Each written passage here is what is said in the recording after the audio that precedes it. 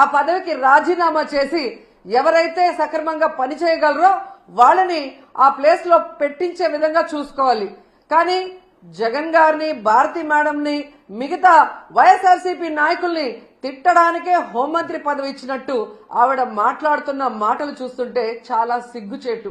ఎందుకంటే మా నియోజకవర్గంలో కూడా ఒక చిన్న పాపని రేప్ చేసి చంపేసి పూర్తి చేస్తే దాన్ని మాయ చేయాలని ఎస్పీని అందరినీ ఇక్కడికి పంపించడం జరిగింది. గ్రామస్తులంతా తిరగబడితే ఆ రోజు మేమంతా కూడా వెళ్లిన సందర్భం మీరు చూశారు. అప్పుడు విధిలేక అక్కడికి వచ్చి డబ్బులు ఇచ్చేసి చేతులు దులుపుకొని వెళ్ళిందే తప్ప ఇక మీదట ఇలాంటివి జరగకుండా కఠినతరంగా మరి శిక్షలు అమలు చేస్తాం, తప్పు చేసిన వాడు ఎంతటి వాడైనా వదిలిపెట్టము అన్నట్టుగా ఆవిడ ముందుకు వెళ్లాల్సింది పోయి అప్పటి నుంచి ఇంకా ఎక్కువ అవుతూ పోతున్నాయి. ఈరోజు అనంతపురం విషయం చూస్తే ప్రతి ఒక్కరికి కూడా హృదయం ద్రవించిపోతుంది. ఒక ఇంటర్ చదువుతున్న తన్మయ్య అనే గిరిజన అమ్మాయి 6 రోజుల ముందర కనిపించకుండా పోయిందని వాళ్ళ తల్లిదండ్రులు కంప్లైంట్ ఇస్తే కంప్లైంట్ ఇవ్వడానికి పోలీస్ స్టేషన్కి వచ్చిన వాళ్ళని ఎంత అవమానంగా వాళ్ళు బిహేవ్ చేశారు. ఆ కేసును ఎందుకు పట్టించుకోకుండా అలా పడేయటం వల్లే 6 రోజుల తర్వాత ఆ అమ్మాయి శవమై దొరికింది. అలాగే మీరు చూస్తే పరిటాల సునీత గారి ఒక మహిళ, ఆవిడ నియోజకవర్గంలో ఒక మైనర్ బాలికని 14 మంది తెలుగుదేశం పార్టీ వాళ్ళు కంటిన్యూస్ గా రేప్ చేసుకుంటూ ఉంటే సాక్షి టీవీ, సాక్షి ఛానల్ దాన్ని బయట పెట్టింది.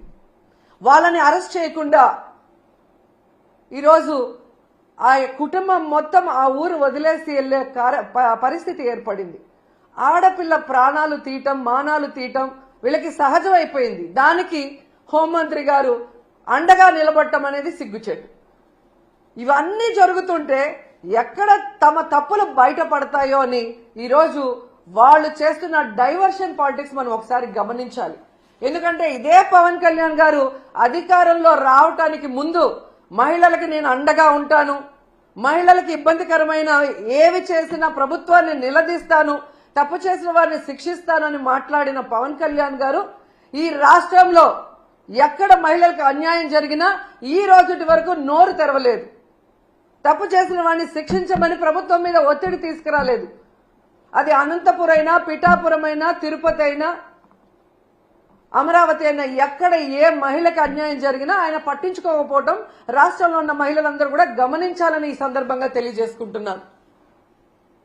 హోంమంత్రి గారుగా తన అధికారాన్ని ఉపయోగించి ఆడవాళ్ళని కాపాడాల్సిన అనిత గారేమో నా దగ్గర లాఠీ ఉందా, నా భుజాన గన్నుందా, నేనేం చేయగలను అని మాట్లాడిన గొప్ప వ్యక్తి. అలాంటప్పుడు మీకు చేత కాకపోతే మీరు ఫెయిల్యూర్ హోంమంత్రి అని తెలిసినప్పుడు ఎందుకు పక్కకి తప్పుకోవటం లేదు? ఈరోజు డైవర్షన్ పాలిటిక్స్ లో రెడ్ బుక్ రాజ్యాంగం అంటూ పోలీసుల్ని కేవలం వైఎస్ఆర్ కాంగ్రెస్ పార్టీలో ఉన్న నాయకులకి, సింపథైజర్స్ కి తప్పుడు కేసులు పెట్టి వాళ్ళని అరెస్ట్ చేయించి వాళ్ళ జీవితాలు నాశనం చేయడానికే ఉపయోగిస్తున్నారు కదా. నిన్నైతే మరీ ఘోరమైన విషయం. అసలు ఇది రెడ్ బుక్ రాజ్యాంగానికి పరాకాష్ట. కొమ్మినేని శ్రీనివాసరావు గారు అంటే చేతులెత్తి నమస్కరిస్తారు. అంత గొప్ప జర్నలిస్ట్. 70 ఏళ్ల వయసులో ఆయన మీద ఎస్సీ ఎస్టీ తప్పుడు కేసు పెట్టి ఈరోజు హైదరాబాద్ నుంచి ఎలా మీరు తీసుకొచ్చారో ఈ రాష్ట్ర ప్రజలందరూ కూడా గమనిస్తున్నారు.